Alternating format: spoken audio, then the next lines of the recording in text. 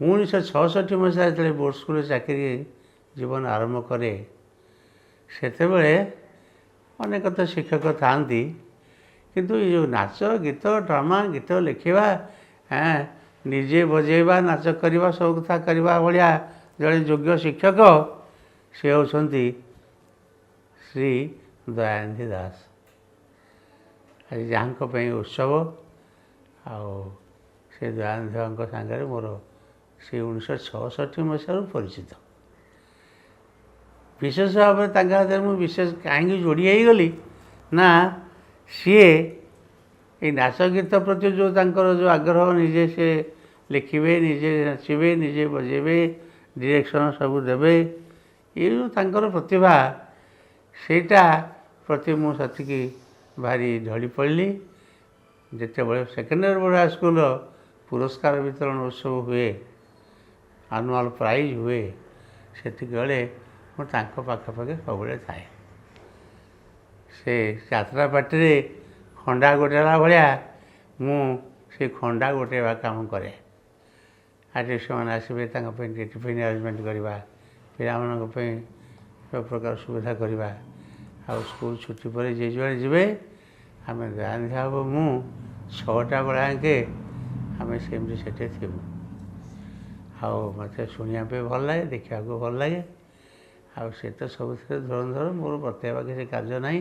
ଯଦିଓ ମୁଁ ପିଲାଦିନୁ 16-17ଟି ଡ୍ରାମା ଗାଁରେ କରିଛି ରଜ ବେଳକୁ, ପୁଅ ପିଲା ପାର୍ଟ, ଝିଅ ପିଲା ପାର୍ଟ, ଆଉ ଗୀତ ପଦ ବୋଲିବା, ମୋ ଭଏସ୍ ତ ଭଲ, ଆଉ ମୁଁ ସବୁ କରେ। କିନ୍ତୁ ଏଠି ଯେତେବେଳେ ଦେଖିଲି ବହୁତ ଜ୍ଞାନୀ ଗୁଣୀ ଶିକ୍ଷକ ଅଛନ୍ତି, ଏ ଜାଗାରେ ଆମର କିଛି ସେ ବାବଦରେ ପ୍ରବେଶ କରିବା ଉଚିତ ନୁହେଁ। ସେ ସବୁ ତାଙ୍କର ନିଜେ କରିବେ, ମୁଁ ଖାଲି ଗୋଟାଏ ତାଙ୍କୁ ସାହାଯ୍ୟ କରିବା କଥା, ଆସିବା ଯିବା, ପାଣି ବ୍ୟବସ୍ଥା କରିବା, ଆର୍ଟିଷ୍ଟମାନେ ବସିବେ, ସବୁ କଥା କରିବେ, ଗାର୍ଡ଼ିଆନ୍ କିଏ ଆସିଲେ, କେଉଁ ପିଲା ଝିଅ ପିଲା ତା ଘରକୁ ଯିବାର ଅସୁବିଧା ସୁବିଧା ହେଲା, ଏସବୁ ଦାୟିତ୍ୱ ମୁଁ ନେଇଥାଏ। ଦିନ ପରେ ଦିନ ଗଡ଼ି ଚାଲେ। ଦୟାନିଧି ବାବୁଙ୍କ ସାଙ୍ଗରେ ମୋର ସମ୍ପର୍କ ଗଢ଼ି ଉଠେ। ସେ ଇଂଲିଶ ପଢ଼ଉଥିଲେ, ଓଡ଼ିଆ ପଢ଼ଉଥିଲେ ଓ ଭୂଗୋଳ ପଢ଼ଉଥିଲେ। ଭୂଗୋଳ ଟିଚର ସେତେବେଳେ ସ୍ପେସିଫିକ୍ ବୋର୍ଡ଼ ସ୍କୁଲରେ କେହି ନଥିଲେ, କିନ୍ତୁ ଦୟାନିଧି ବାବୁ ଏକାଧାରରେ ଓଡ଼ିଆ, ଇଂଲିଶ ଓ ଭୂଗୋଳ ପଢ଼ଉଥିଲେ। ଭୂଗୋଳ ପଢ଼େଇବାର ଗୋଟେ ବିଶେଷତ୍ୱ ହେଉଛି ବ୍ଲାକ୍ ବୋର୍ଡ଼ରେ ଏକାଥରକେ ହାତରେ ଭାରତ ମାନଚିତ୍ର, ଓଡ଼ିଶା ମାନଚିତ୍ର ଆଙ୍କିଦେବେ। ଭାରତର ଜଳବାୟୁ ପଢ଼ଉଛନ୍ତି ସବୁ ମୁହଁରେ, ଜୀବନରେ ଭୂଗୋଳ ବହି କେବେ ଧରିନଥାନ୍ତି।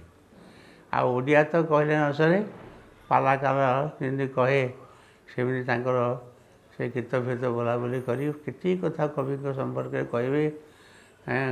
ସେମାନଙ୍କର ଗଙ୍ଗାଧର ମେହେରଙ୍କର ଆଶ୍ରମ ପ୍ରଭାତ ପଢ଼ଉଛନ୍ତି, କିଏ ମନେକର ସୀତା ବନବାସ ପଢ଼ଉଛନ୍ତି, ଆଉ ଗାନ୍ଧାରୀର ଆଶୀର୍ବାଦ ପଢ଼ଉଛନ୍ତି। ଯେତେ ଯେତେ କବିମାନଙ୍କର ବିଭିନ୍ନ ପ୍ରକାର କବିତା ପଢ଼ୁଛନ୍ତି, ସେସବୁ ଯାହା କହନ୍ତି ମାନେ ଗୋଟେ ୟୁନିକ୍। ତେଣୁ ସିଏ ଏଇଭଳି ଭାବରେ ତାଙ୍କର ପଢ଼ା କଥା। ଆଉ ଇଂଲିଶ ତ ଆହୁରି ଭଲ। ହାୟର କ୍ଲାସ୍ରେ ପ୍ରଧାନ ଶିକ୍ଷକ ସୁବ୍ରତ ମିଶ୍ର ତାଙ୍କୁ କ୍ଲାସ୍ ଦେଇଥାନ୍ତି, ଆଉ କ୍ଲାସ୍ କେବେ ନେଗ୍ଲେକ୍ଟ ହେବନି। ରାତି ରାତି ଅନିଦ୍ରା ହେଇକରି ବିଭିନ୍ନ ଜାଗାରୁ ଏ ପ୍ରୋଗ୍ରାମ୍ କରିକି ଆସିଥିବେ, କିନ୍ତୁ କ୍ଲାସ୍କୁ ଠିକ୍ ଟାଇମ୍ରେ ଯିବା, ପିଲାଙ୍କୁ ପାଠଟି ପଢ଼ାଇବା, ପାଠ ଆଦାୟ କରିବା, ଏଇଟା କେବେ ତାଙ୍କ ଜୀବନରେ ଅସୁବିଧା ହେଇନି। ଆଜି ବହୁତ ଦିନ ପରେ ଦୟାନିଧି ବାବୁଙ୍କର ସ୍ମୃତି ସବୁ ମନେ ପଡ଼ୁଛି, ଆଉ ଅଗଣିତ ସ୍ମୃତି ଛାତ୍ର ମହଲରେ ଅଭିଭାବକଙ୍କ ସମ୍ପର୍କରେ, ଆଉ ସେ ଯେଉଁଭଳି ଭାବେ ତାଙ୍କର କାର୍ଯ୍ୟକଳାପ କରିଛନ୍ତି ସେ ଅନନ୍ୟ ସାଧାରଣ। ଦୟାନିଧି ବାବୁଙ୍କର ସ୍କୁଲ ପ୍ରତି ଯେଉଁ ଅବଦାନ ଖୁବ୍ କମ୍ ଶିକ୍ଷକଙ୍କର ସେଭଳି ଅଛି ବୋଲି କହିଲେ ଅତ୍ୟୁକ୍ତି ହେବ ନାହିଁ। Is unique. ଦୟାନିଧି ବାବୁଙ୍କର କାର୍ଯ୍ୟକଳାପ, ପଢ଼ାପଢ଼ି, ବ୍ୟବହାର, ଆଉ ସେ ଯେଉଁ ଅସାଧାରଣ ପ୍ରତିଭାର ଅଧିକାରୀ, ତାକୁ ପ୍ରକୃତିରେ ଭାଷାରେ ପ୍ରକାଶ କରିହେବନି। ଆଉ ବେଳେବେଳେ ଟିକେ ରାଗନ୍ତି, କ୍ଷଣ କବି କହିଲେ ଅତ୍ୟୁକ୍ତି ହେବ ନାହିଁ, କିନ୍ତୁ ଜୀବନରେ କେବେ ବେତ ଧରିନାହାନ୍ତି। ତାଙ୍କର ମୁହଁରେ ଯାହା କହିବେ, ପିଠିରେ କିଛି ନଥାଏ, ସମସ୍ତଙ୍କୁ ଭଲ ପାଆନ୍ତି। କମନ ରୁମ୍ରେ ଶିକ୍ଷକମାନଙ୍କ ଗଣରେ ବସିଲା ବେଳେ ହସି ହସି ପୁରାପୁରି ସମସ୍ତଙ୍କୁ ଗଡ଼େଇ ଦେବେ। ଦୟାନିଧି ବାବୁ କମନ ରୁମ୍ରେ ବସିଛନ୍ତି ମାନେ କମନ ରୁମ୍ ପୁରା ହସର ରୋଳ, ଗୋଟେ ମାନେ ହସର ଲହରୀ ସେତିକି ଚାଲିଥିବ। ଯେମିତିଆ ଲୋକଟେ ହଉ ସେ ହସେଇ ଦେବେ। ଆଉ ସେଭଳି ଜ୍ଞାନ ଅଛି, କଥା କହିବାର ଗୋଟେ ଚାତୁରୀ ରହିଛି। ତାଙ୍କ କହିବାର ଯେଉଁ ଚାତୁରୀ, ଗୋଟେ କହିବାର ପ୍ରେଜେଣ୍ଟେସନ୍, ସାଧାରଣ କଥାଟାକୁ ସେ ଏମିତି ଭାବରେ ଉପସ୍ଥାପନ କରିବେ ଯେକୌଣସି ଲୋକ ନ ହସି ରହିପାରିବନି। ସହଜେ ଡ୍ରାମାବାଲା, ଡ୍ରାମାରେ ଦୃତ କେମିତି ରୋଲ୍ କରିବ, ବିଦୂଷକ କେମିତି ରୋଲ୍ କରିବ, ରାଜା କେମିତି, ମନ୍ତ୍ରୀ କେମିତି, ରାଣୀ କେମିତି, ଯେତେ ସବୁ କମେଡ଼ିଆନ୍ ତାଙ୍କର ଇଏ ହେବ, ସେମାନେ ତ ଏତେ ସବୁ ନିଜେ ଗଢ଼ିଛନ୍ତି, ତେଣୁ ତାଙ୍କ କହିବାରେ ଆଉ ଅସୁବିଧା କ'ଣ? ସିଏ ଗୋଟେ କଥାକୁ ସୁନ୍ଦର ଭାବରେ ସଜେଇ ମଜେଇ ବଢ଼ିଆ କରି କହିଦେବେ। And in other respect knowledge ମଧ୍ୟ କାହିଁ କ'ଣ, ସାହିତ୍ୟରେ ବହୁତ କିଛି ଜାଣିଛନ୍ତି ସେ। ବିଭିନ୍ନ କବି, ଲେଖକ, ଅଙ୍କ ଢିଙ୍କି, ଉଦାହରଣ, ଆଉ ରାଗ ରାଗିଣୀ, ସୁଖୀ ରାଗ, ରସଗୋଲିଆ ରାଗ, ମଙ୍ଗଳାଶ୍ରୀ ରାଗ, ବିଭିନ୍ନ ରାଗ ରାଗିଣୀର ଗୀତ ନିଜେ ଲେଖନ୍ତି, ନିଜେ ବୋଲି ପାରିବେ, ସବୁ ଜ୍ଞାନ ଜଣା। ଆଉ ଲେଖାଗୁଡ଼ା ପୁଣି ଗୋଟେ ସାଧାରଣ ଯେମିତି ଅରିଜିନାଲ ଲୋକ ଗୋଟେ ଲେଖିଦେବେ ଯାତ୍ରା ଗୀତ, ସେ କଥା ନୁହେଁ। ସେ ଲେଖାର ଭାରି ରହିଛି, ମହତ୍ତ୍ୱ ରହିଛି। ସେଇଟା ହିଁ ତାଙ୍କ ପର୍ସନାଲିଟି ବା ବ୍ୟକ୍ତିତ୍ୱର ପରିଚୟ ଦିଏ। ଆଉ ବେଶ ପୋଷାକରେ ଚାକଚକ ନାହିଁ, ସାଧାରଣ ଲୁଗା ପଞ୍ଜାବୀ ଖଣ୍ଡେ। ଆଉ ଖାଇବାରେ ସେମିତି ମଧ୍ୟ ଗୋଟେ ରଙ୍କାଳିଆ ଭଳିଆ ନୁହେଁ, ଯେଉଁଠି ଯାହା ଟିକେ ମିଳିଲା ଠିଆରେ ଠିଆରେ ଖାଇଦେବେ। ଜୀବନରେ ବହୁ କଷ୍ଟ କରିଛନ୍ତି, ଜୀବନରେ ବହୁ ପରିଶ୍ରମ କରିଛନ୍ତି। ଆଜି ସମ୍ବଲପୁର, ଆଜି ହୀରାକୁଦ, ଆଜି ଏଠିକି ସେଠିକି ଦିଲ୍ଲୀ, ମାନେ ନାଚ ପିଲାଙ୍କୁ ନେଇକରି ବିଭିନ୍ନ ଜାଗାକୁ ନେଇକି ଯିବା, ସେଠି ଭଲ ନାଁ କରି ଆସିବା, ଝିଅ ପିଲାମାନେ ଯିବେ, ତାଙ୍କ ଘର ଯେଉଁ ତାଙ୍କ ପ୍ରତି ବ୍ୟବହାର, ଗାର୍ଡ଼ିଅନ୍ ମାନେ ସେଥିପାଇଁ ବହୁତ ଖୁସି। ସେ ଝିଅମାନେ ଆମର ଆହୁରି ଅଧିକ, ସେ ଆମ ସମସ୍ତଙ୍କର ବାପ ତୁଲ୍ୟ। ତେଣୁ ଆମ ପିଲା ତାଙ୍କ ସାଙ୍ଗରେ ଯୁଆଡ଼େ ଗଲା, ବୁଲିଲା, ଖାଇ ପିଇ ନାଚ ଗୀତ କରିକି ଆସିଲା, ଆମର କିଛି ପରବା ନାହିଁ। ମୋର ଆମେ ଘରେ କ'ଣ ଅସୁବିଧା ପଡ଼ୁଥିବୁ, କିନ୍ତୁ ଆମ ଝିଅ ଠିକ୍ ଭଲ ଜାଗାକୁ ଯାଇ ଭଲରେ ବୁଲିକି ଆସିବେ। ହାଇସ୍କୁଲ ଖାତା ଏକ୍ଜାମ୍ର ଭୂଗୋଳ ଥାନ୍ତି, ଆଉ ଇଂଲିଶର ଥାନ୍ତି, ଆଉ ସେ କାର୍ଯ୍ୟ ମଧ୍ୟ କରିଛନ୍ତି। ବୋର୍ଡ଼ର ବିଭିନ୍ନ ପ୍ରକାର କମିଟିର ମଧ୍ୟ ବେଳେବେଳେ ମେମ୍ବର ହୋଇଥାନ୍ତି। ଆଉ ଆଳସ ତାଙ୍କୁ ସ୍ପର୍ଶ କରୁଥିଲା, ଭାରି ପରିଶ୍ରମୀ। ଏ ନାଚ ଗୀତ ହେଉ, ପାଠ ହେଉ, ଘର କଥା ହେଉ, ପିଲାମାନଙ୍କ କଥା ହେଉ, ଏତେ ପରିଶ୍ରମ କରନ୍ତି ଫ୍ରମ୍ ଡନ୍ ଟୁ ଡଷ୍ଟ, ଭାଷାରେ ପ୍ରକାଶ କରିହେବନି। ଦୟାନିଧି ବାବୁ ଯେଉଁ ଗୀତିନାଟ୍ୟ ଲେଖନ୍ତି, ପିଲାମାନଙ୍କ ଦ୍ୱାରା ତାହା ସବୁ ପରିବେଶିତ ହୁଏ। ସେଥିରେ ଗୋଟେ ଛୋଟ ଉଦାହରଣ ଦେବି। ସୀତା ବିସର୍ଜନ, ରାମଚନ୍ଦ୍ର ସୀତାଙ୍କୁ ନିର୍ବାସନ ଦଣ୍ଡ ଦେଲେ, ନିର୍ବାସନ କଲେ, ସେଇ ବିଷୟ। ସେ ଯିଏ ସୀତା ରୋଲ୍ କରିଥିବ, ଲକ୍ଷ୍ମଣ, ରାମ, ସେଗୁଡ଼ାକୁ ଏତେ ସୁନ୍ଦର ସେ ଗୀତ ଇଆଡ଼େ ବ୍ୟାକ୍ଗ୍ରାଉଣ୍ଡରୁ ବୋଲା ହେଉଥିବ ଏବଂ ଯେମିତି ଭାବରେ ଆକ୍ସନ୍ ସେ ଶିଖେଇଥିବେ, ସେ ପିଲାମାନେ ଇଏ କରୁଥିବେ, ସତରେ ମାନେ ସେ ଜିନିଷ ଦେଖିଲେ ଆଖିରୁ ଲୁହ ହେଇଯିବ। ବାଣା ପରିଚୟ, ବାଣା ପରାଜୟ, ସେମିତି ଗୋଟେ ବିଷୟ। ବା ଜଗନ୍ନାଥଙ୍କ ଉପରେ ତମର ମହାଲକ୍ଷ୍ମୀ, ତାଙ୍କୁ ଯେଉଁ ଘରୁ ବାହାର କରିଦେଲେ ମହାଲକ୍ଷ୍ମୀଙ୍କୁ, ଜଗନ୍ନାଥ ବଳଭଦ୍ର, ପୌରାଣିକ ହେଉ, ଐତିହାସିକ ହେଉ, ସାମାଜିକ ହେଉ, ଯେଉଁ ସବୁ ବିଷୟବସ୍ତୁକୁ ସେ କରନ୍ତି, ଉପସ୍ଥାପନ କରନ୍ତି, ଭାରି ସବୁ ନ୍ୟାଚୁରାଲ୍, ପ୍ରକୃତ ଇଏ। ଆଉ ଲୋକଙ୍କ ଆଖିରେ ଲୁହ ଆସିଯାଏ। ହସବେଳେ ହସିବେ, କାନ୍ଦିବା କଥା ପଡ଼ିଲେ ଲୋକ ପ୍ରକୃତରେ କାନ୍ଦି ପକାଇବେ। ଆଉ ମିନିମମ୍ 1000 ଲୋକ ପ୍ରାଇଜ୍ରେ ଆସନ୍ତି। ଆମ ପ୍ରାଇଜ୍ଟା ବୋର୍ଡ଼ ସ୍କୁଲର ଗୋଟେ ଦର୍ପଣ ଘରେ ଚଳେ, ସେଇଠି ସବୁ ଆସି ଲୋକ ଦେଖାଦେଖି କରିକିରି ସେକେଣ୍ଡ ରୋଡ଼ ହାଇସ୍କୁଲର ଆଚିଭମେଣ୍ଟ ଆଉ କ'ଣ ସେ ସ୍କୁଲ, ସେଇଥିରୁ ବହୁତ କଥା ଲୋକ ଅନୁଭବ କରନ୍ତି। ଆଉ ସେଇ ଦୟାନିଧି ବାବୁ ତାପରେ ତାଙ୍କର ସିଏ ଆର୍ଟିଷ୍ଟ ଠିକ୍ କରିବେ, କିଏ ବଜେଇବ, ତାବଲା ବଜେଇବ, ଢୋଲକି ବଜେଇବେ ନିଜେ ସିଏ, ତୁରୀ କିଏ ବଜେଇବ, ହାରମୋନିୟମ୍ କିଏ ବଜେଇବ, ରିହର୍ସାଲ ସ୍କୁଲରେ ହେବ, ରାତି ପର୍ଯ୍ୟନ୍ତ ଚାଲେ। ପ୍ରାୟ 15 ଦିନ ଖଣ୍ଡେ ଭଲ ଭାବରେ ରିହର୍ସାଲ ହେଲା ପରେ ତାଙ୍କ ଜିନିଷ ରେଡ଼ି ହେଲା ବୋଲି ଜାଣିବାକୁ ହେବ। ଆଉ ପିଲାମାନେ ତ ଭଲ ପିଲା, ପାର୍ଟ ସବୁ ଯାହାକୁ ଯାହା ଦିଆହେଇଥିବ ସେ ପୁରା ତାଙ୍କର ପାଟିରେ ମୁଖସ୍ଥ ସେପ, ସେଇଟା ଗୋଟେ ଇଏ। ଆଉ ଯାହାଙ୍କର ତ ଗୋଟିଏ ନୁହେଁ କୋଟିଏ ଗୁଣ, କହିଲେ କଥା ସରିବନି ପ୍ରକୃତରେ। ତାଙ୍କ ସମୟରେ ମଣିଷ ସବୁ କଥା କହି ଚାଲିଥିବ। ଆଉ ସିଏ ଆର୍ଟିଷ୍ଟ କିଏ କେଉଁଠି ଅଛି ତାକୁ ଜଣା, ସିଏ ଆର୍ଟିଷ୍ଟ ଯୋଗାଡ଼ କରିବେ, ଲେଖା ଟିକେ ନିଜେ ଲେଖିବେ ଏବଂ ପିଲାଙ୍କୁ ବତେଇବେ। ତେଣୁ ଯେଉଁ କହିଲି ପ୍ରଥମେ, ସେ ନିଜେ ବଜେଇବେ, ନିଜେ ଲେଖିବେ, ନିଜେ ଗାଇବେ, ନାଚିବେ, ଏସବୁ ସର୍ବଗୁଣ ସମ୍ପନ୍ନ ଜଣେ ବ୍ୟକ୍ତି କହିଲେ ଅତ୍ୟୁକ୍ତି ହେବ ନାହିଁ। ଆଉ ଭାରି ସ୍ନେହୀ, ଆଉ ସବୁବେଳେ ହସ ହସ, ସବୁବେଳେ ଖୁସି। ତାଙ୍କର ସଂସାର ମଧ୍ୟ ଭଲ, 3ଟି ପୁଅ, ଯୋଡ଼ିଏ ଝିଅ, ସମସ୍ତେ କ୍ୱାଲିଫାଏଡ଼। ସମସ୍ତଙ୍କର କ୍ୱାଲିଫିକେସନ୍ ନେଇକରି ବିଭିନ୍ନ ପଦପଦବୀରେ ସେମାନେ ଅଛନ୍ତି। ସବୁଠୁ ତାଙ୍କ ବଡ଼ ଝିଅ ହେଉଛି ବିଜୟଲକ୍ଷ୍ମୀ।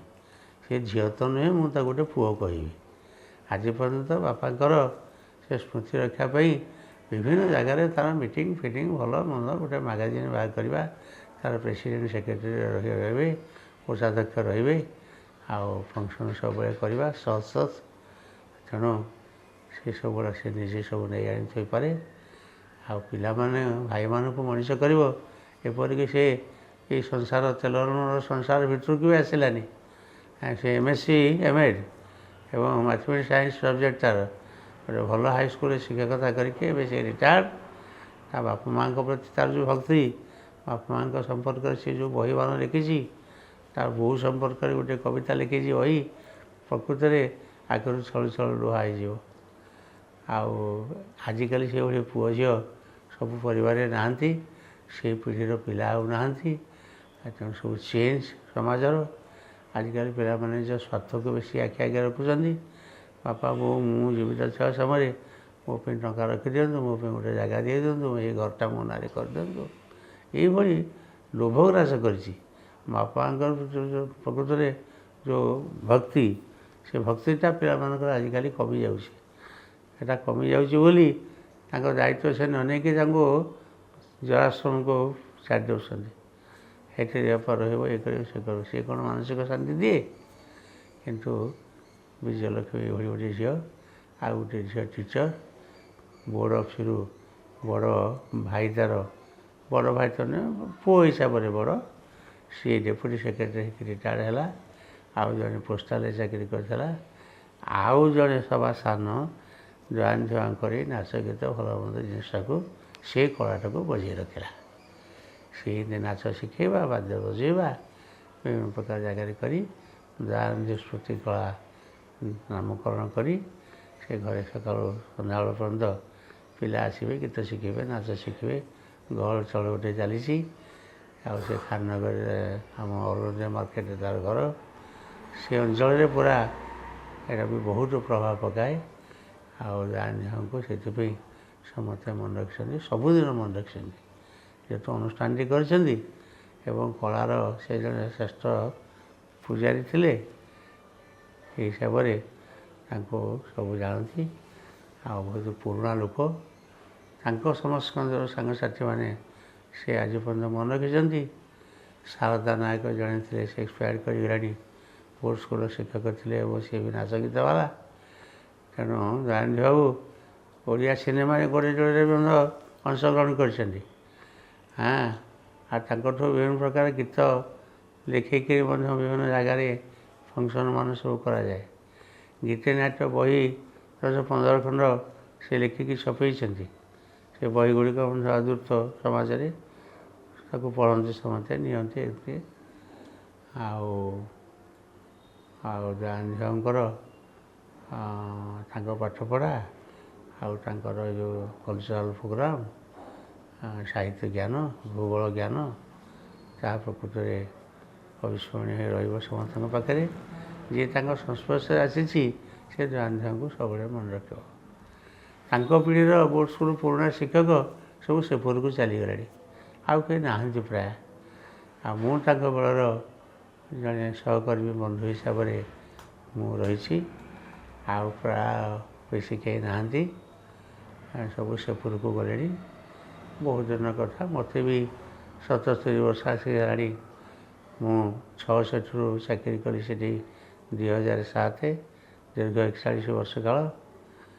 ଆଉ ଦିନ ତ ପବନ ଭଳି ଚାଲିଛି, ତା'ର ଗତିକି କେହି ଅଟକେଇବେନି। ଦିନ ପରେ ଦିନ ସବୁ ଚାଲିଯାଏ, ମଣିଷ ସେପଟକୁ ଯାଏ, କିନ୍ତୁ ତା'ର ସ୍ମୃତି ସବୁଦିନ ପାଇଁ ମାନସ ପଟରେ ସମସ୍ତଙ୍କ ପାଖରେ ଉଙ୍କି ମାରେ। ତେଣୁ ଜଗନ୍ନାଥଙ୍କ କଥା ପଡ଼ିଲେ ଓ ସବୁ ମନେ ପଡ଼େ, କାରଣ ମୁଁ ନିଜେ ଅଙ୍ଗେ ନିଭେଇଛି, ଆଖିରେ ଦେଖିଛି, ସବୁ ପିଲାମାନଙ୍କୁ ତାଙ୍କ ଘରର ପିଲାକୁ ସବୁ ପଢ଼େଇଛି। ଆଉ କମନ ରୁମ୍ରେ ଜଗନ୍ନାଥଙ୍କ ଫଟୋ ଟିକେ ଦେଖେ। ଏବେ ତାଙ୍କର ଗୁଣଗ୍ରାମକୁ ନେଇ ଗୋଟେ ବହି ମଧ୍ୟ ବିଜୟଲକ୍ଷ୍ମୀ ପ୍ରକାଶ କରିଛି। ତାଙ୍କ ଗାଁକୁ ମୁଁ ନିଜେ ଯାଇଛି, ଗାଁର ଘର ଦ୍ୱାର ସବୁ ଦେଖିଲି। ଆଉ କିଛି ଲୋକ ସବୁ ସନ୍ଧ୍ୟାବେଳେ ସଭାରେ ଉପସ୍ଥିତ ହେଇଗଲେ। ତାଙ୍କ ବେଳର ବୁଢ଼ା ବୁଢ଼ା ଲୋକମାନେ ସବୁବେଳେ ଜଗନ୍ନାଥଙ୍କ କଥା ଶୁଣିକରି ଆସିକି ବସିଲେ। ତାପରେ ସମସ୍ତେ ମିଶିକିରି ପଙ୍କ୍ତି ଭୋଜନ କଲେ। ପ୍ରତିବର୍ଷ କିଛି ନା କିଛି ଫଙ୍କସନ୍ ବାପାଙ୍କ ଉଦ୍ଦେଶ୍ୟରେ ବିଜୟଲକ୍ଷ୍ମୀ କରୁଛି। ତେଣୁ ବାପାଙ୍କୁ ଝିଅ ହିସାବରେ ତା'ର କର୍ତ୍ତବ୍ୟ ସମ୍ପାଦନ କରୁଛି। ସେ ନିଜେ ମନେ ପକାଉଛି, ଅନ୍ୟମାନଙ୍କୁ ମନେ ପକାଉଛି। ନିଜେ ମନେ କିଛି ମନେ ପଡ଼ୁଛି ଏବଂ ଅନ୍ୟମାନଙ୍କୁ ଜଗନ୍ନାଥ ସମ୍ପର୍କରେ ମନେ ପକାଇ ଦେଉଛି।